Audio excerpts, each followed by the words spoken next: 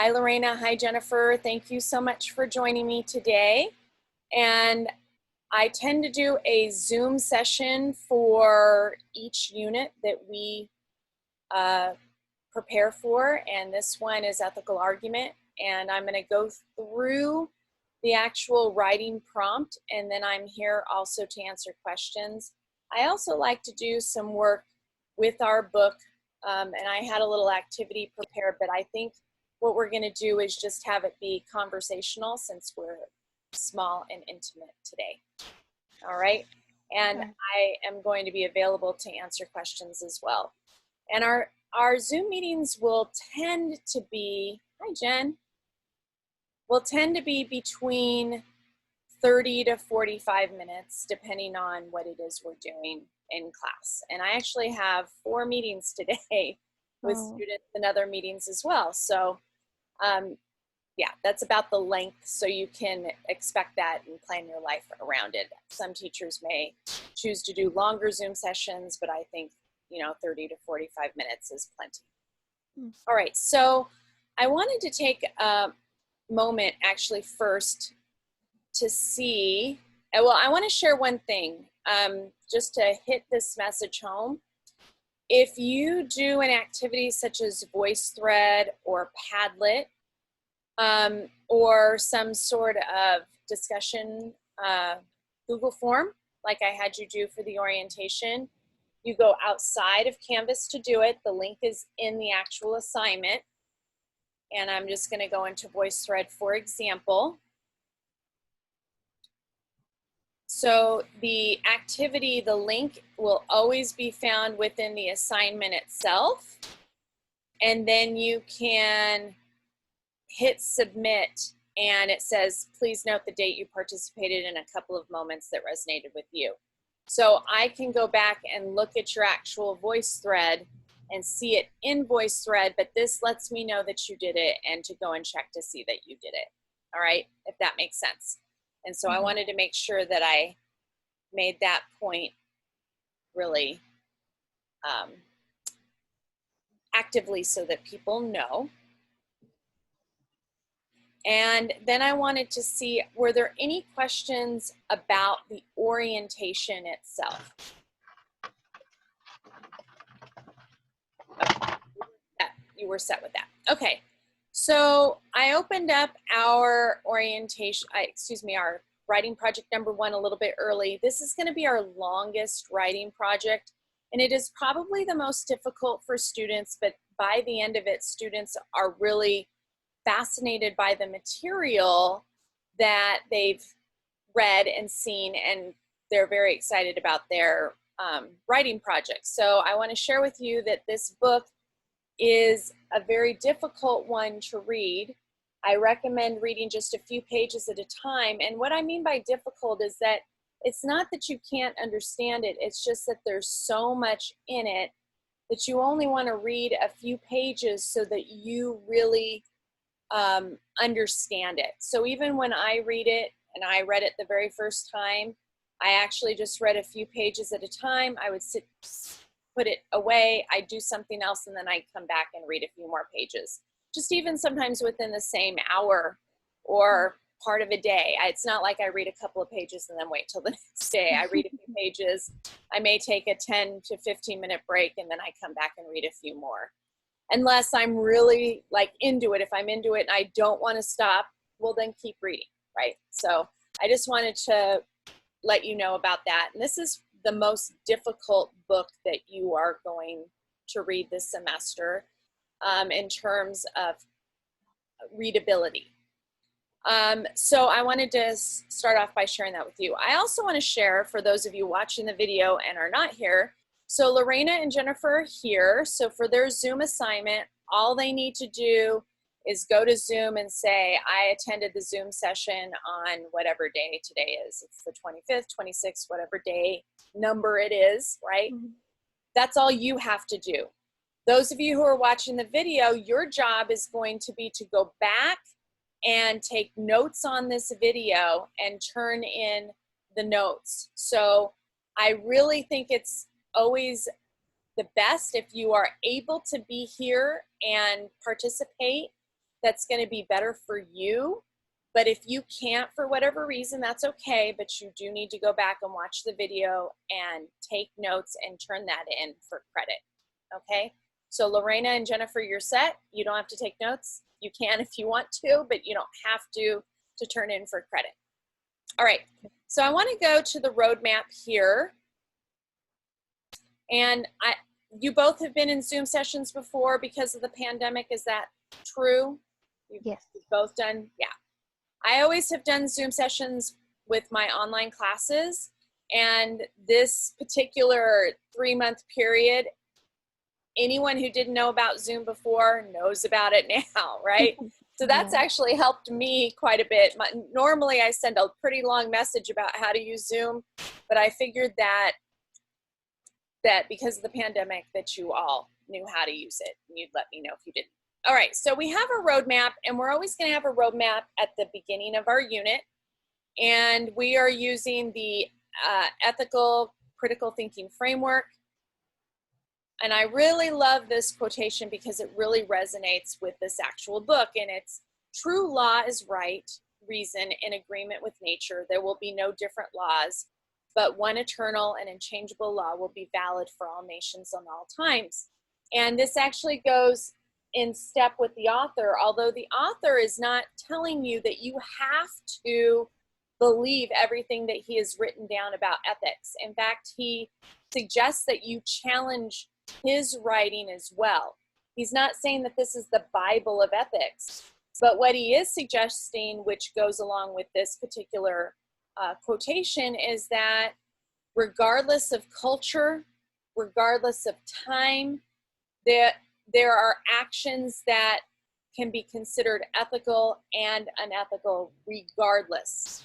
Now that doesn't mean preference. That doesn't mean that there aren't cultural celebrations that might be different, but he really goes into depth about what it means as to whether something can be considered ethical or not, as well as he really wants to dig in deeply to how we can peel away our biases, of which we all have, because we're all born in a particular place, a time, a context, a culture that has certain life rules, societal rules, and we all have to kind of strip those away to determine whether something is ethical or not.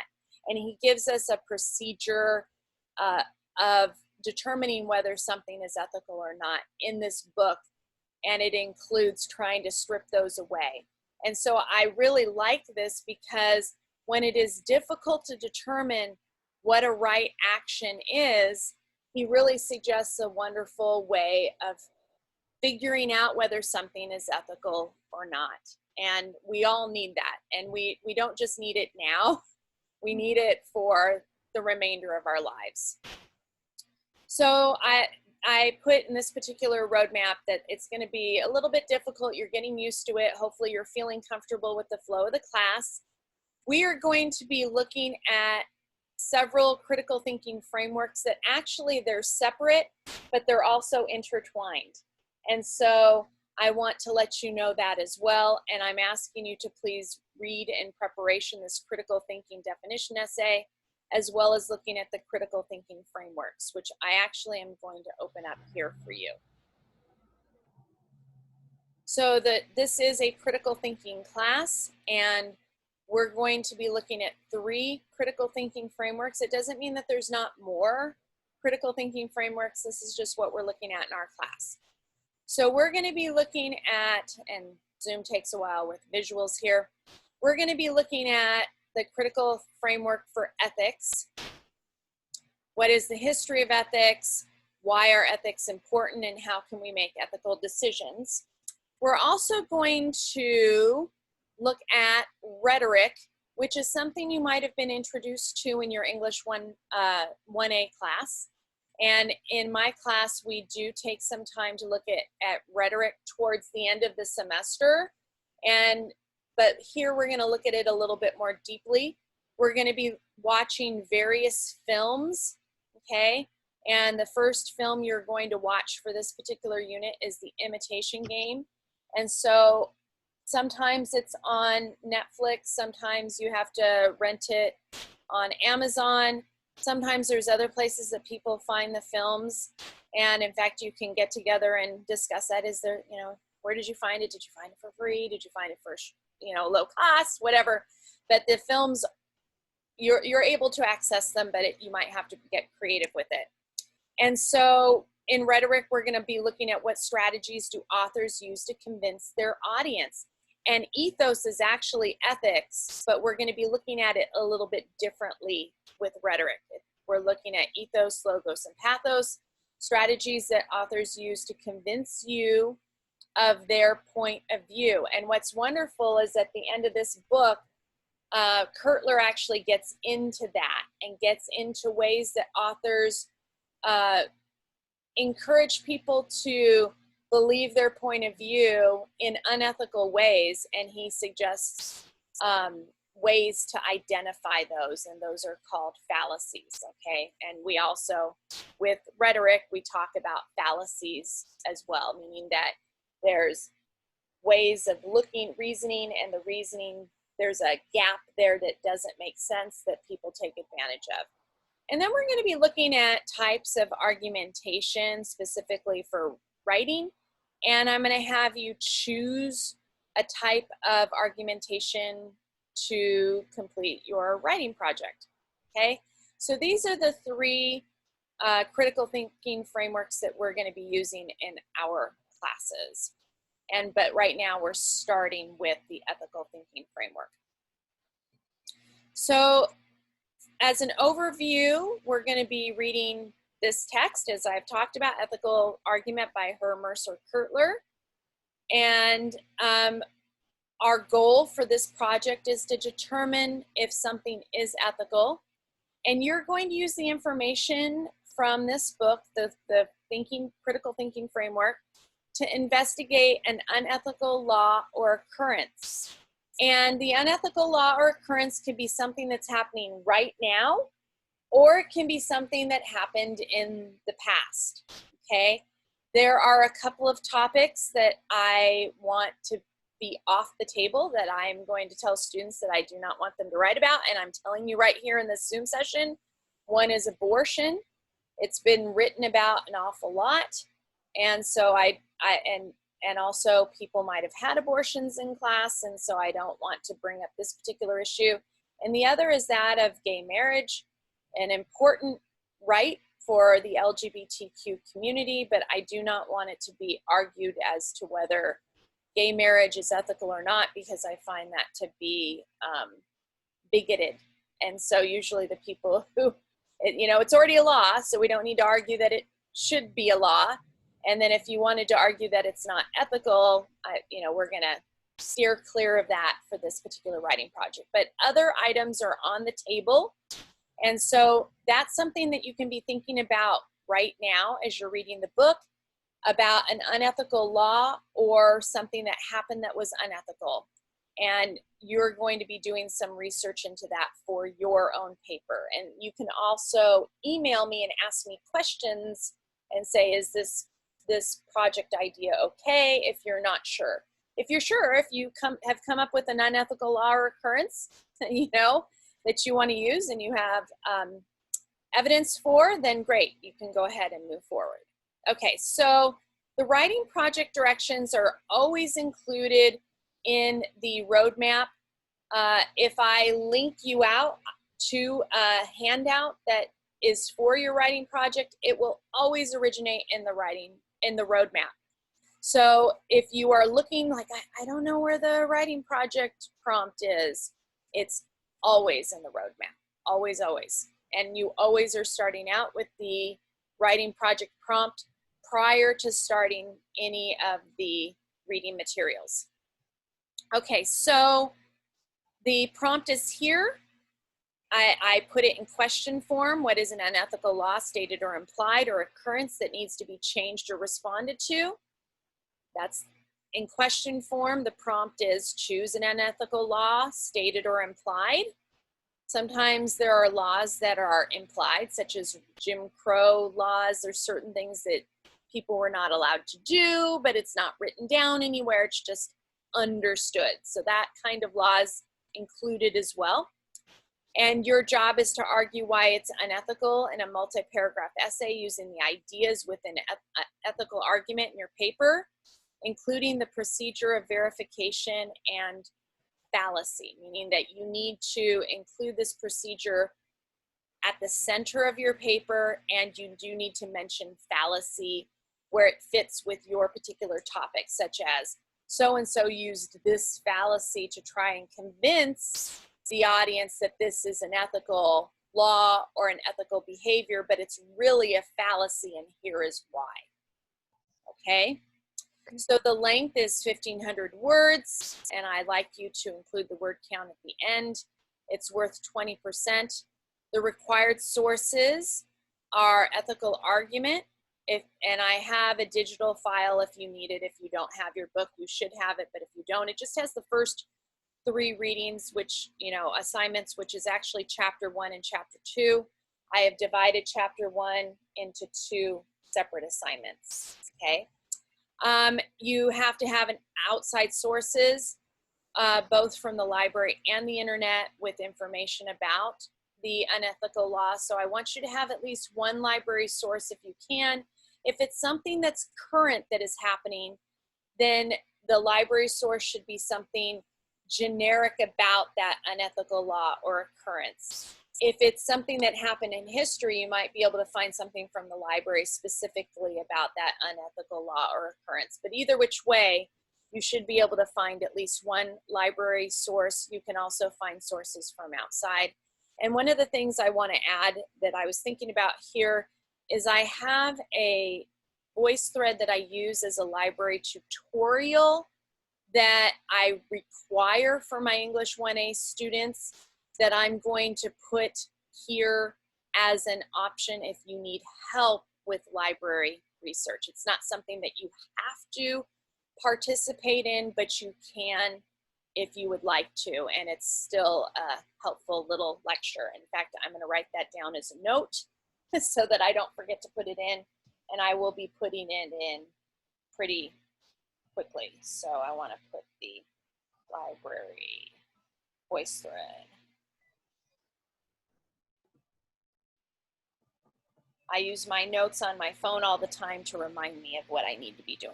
Okay, so you need to have at least one visual source that you incorporate into your paper. And I actually have a handout about incorporating visuals. In every single paper I assign, I have students include a visual source. The visual source can be a photograph that you take. It could be a drawing that you make. It could be something that you find on the internet, a visual. It can be a video. It can be all sorts of things as long as it's visual. And I have a handout called Incorporating Visuals, and it gives you ideas of different types of visuals that you can include, such as bar charts or maps or a visual of the actual occurrence or maybe the visual of the law. There's lots of different ideas of types of visuals that you can include. If a visual comes to your mind right away, like you have this idea, that's great. If you don't have a visual in mind, you can wait and put this in later. So I don't want you to feel this pressure that you have, oh my gosh, I have to put a visual in and I've never had a teacher do that. No, my gosh, it doesn't need to be that, okay? And the way you want to think about it is, social media is filled with visuals. And sometimes with writing, in fact, most times with writing, you can add a visual in that helps the reader understand what you're trying to say better than just words alone. And that's the kind of visual that you want to include into your writing project. A visual that if you took the visual out, your writing project would not be as strong as if having the visual in would. And you have to include at least one visual. And it, like I said, it could be a short little video that you turn in because you're turning in everything electronically, and you can write your paper on a Google Doc and have the video included right in the midst of your paper very easily, okay? And then I want you to follow the MLA format in terms of title, page numbering and text citations and works cited. I also have a voice thread for that, and I'm going to put that in there as well. But I also have a link to Purdue OWL, MLA. Okay, and then I want you to please write in the third person for this genre of essay, meaning please avoid personal pronouns such as I, me, and you. The only exception for that is if this unethical occurrence happened to you, okay? So if you want to, you may write about a topic of an unethical occurrence that happened to you, and in your paper you can mention a few things where you'd be using personal pronouns. But if you are not mentioning a topic that has to do with you, then please avoid using personal pronouns. And the reason for that is the understood scholarly way of writing a paper. And I want to make sure that you understand that that's what this scholarly expectation is. And then you are going to be working on your self-assessment, revision, reflection journal for writing project number 1. I think I put in within the assignment itself, I created a VoiceThread mini lecture to help you understand what that is and why we're doing it. And you are going to be working on that along with your paper. You're going to start it, you're going to write a draft, and before you turn it in to be peer reviewed, you're going to write a little reflection. You're going to have your peer review, and then you're going to write a reflection. You're going to have your final draft ready. You're going to turn it in, and as you turn it in, you're going to have a reflection. And then a couple of days after you have turned in your final project, you are going to have the 4th reflection. The reflections don't have to be super lengthy, but they have to be there and include every single aspect that is included in the assignment. And I want to make it really, really clear that your writing project will get credit only if you are doing this self-assessment, revision, reflection journal.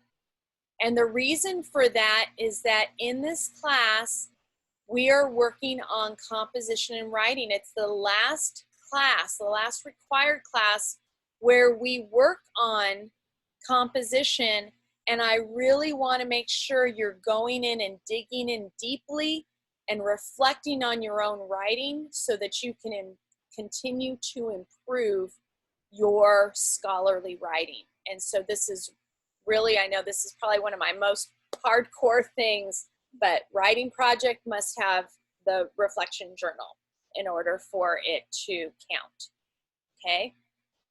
So I have here, I've even teased out the writing project a little bit more, where we're talking about the problem. Why is it that this paper is important? Why is this an important paper for you to write at all?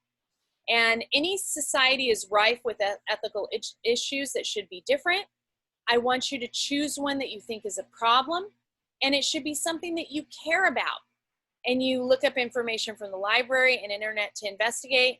And your job is to convince the audience that there's an unethical issue using the framework from ethical argument and to find a solution. Now, the solution that you find may only be a partial solution. And I really want to narrow your focus into this idea of partial solution. Sometimes we don't find a full solution to a problem. Sometimes we just find a piece of a solution to the problem. And I'm thinking about right now with the pandemic, a lot of scientists are looking for vaccines, right, for the COVID-19 virus. And in the midst of looking for these various vaccines, they're also coming up with ideas about, okay, how are we going to deal with the people who have this? How can we help give them help those who've already contracted the disease? How can we utilize the people who've contracted the disease to help come up with a potential vaccine? And there may be several different ways to work on this particular problem of COVID-19. It's not just one. Just like What is it that we need to do when we go out? We need to social distance. We need to wear the mask. We need to, we need to wash our hands. So there's several solutions to trying to protect ourselves from this particular virus. So your particular solution that you might find for that particular problem or issue or law or occurrence may just be a partial solution, and that is okay. That is a regular thing that we deal with in scholarly writing, okay? I want you to be able to anticipate counter arguments and refer to them within your paper, and I actually want to put a link for that as well. Let's see, I'm writing that down. I'm looking at this going, okay, I've created all these materials. I want to make sure I get these back in here. That's going to be my job when we get off today, in between meetings. And then you're going to use the fallacies you've learned where applicable. Your audience is to convince the person, group, or institution who has the power to make changes that this particular law or occurrence is unethical.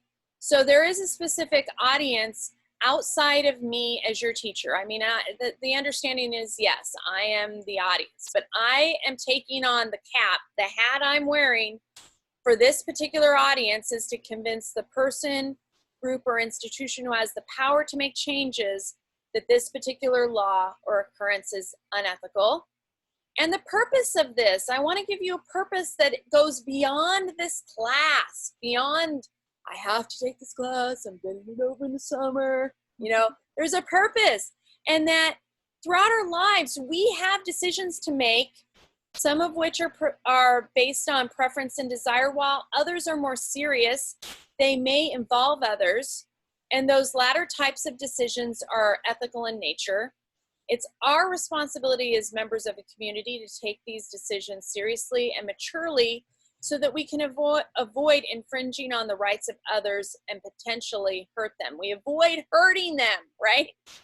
And again, for this project, I'm looking forward to identifying an unethical law or occurrence and finding viable solutions by finding valid and reliable outside sources and using Kertler's procedure of verification and justification. And so, again, planning your time. I opened this module up early. Some people have started, some people have not. And I have the weekly checklists for both weeks so that you have them at your disposal and reminders of what you need to do each day. Okay? Do you two, Lorena and Jennifer, do you have any questions about the writing project prompt? Not at the moment. Not at the moment. Is there anything you would like to share with the class? You feel set? Was this useful? Yes. Was this useful? Was this helpful to Yes, have me go over the actual writing project prompt? Yeah, it was. It's a little clearer now.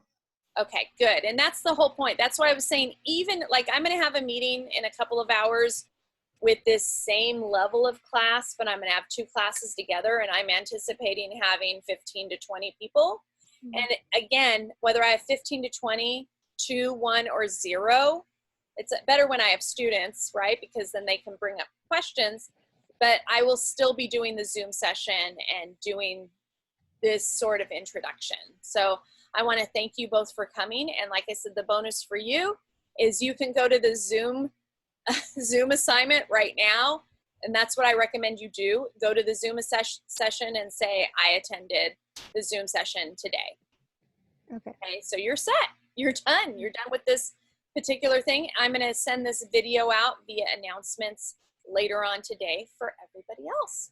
So I want to thank you very much for coming, and it's nice to see your faces again, and have a wonderful day. Thank you. Take care. You too. Bye. Thank you. Bye. Take care. Bye-bye.